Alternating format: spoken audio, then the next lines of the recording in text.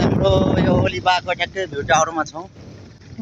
यो चाहिँ धान काटेको निगरानी गर्नका लागि यो चरारुङ्गा बनाइएको रे भन्ने सुन्नमा आएको छ। यता छिमेकीमा बुझ्दाखेरि चाहिँ चराले धान खान्छ भनेर रुङ्नको लागि बनाएको भन्ने कुरा आइरहेको छ। हेर्न सक्नुहुन्छ केही सिसाहरू चाहिँ फुट्याएको छन् अस्तिको जेन्जी आन्दोलनमा होइन दाइ? त्यहाँभित्र चराहरू पर पस्छन् भनेर हो कि चराहरू पस्छन् भनेर।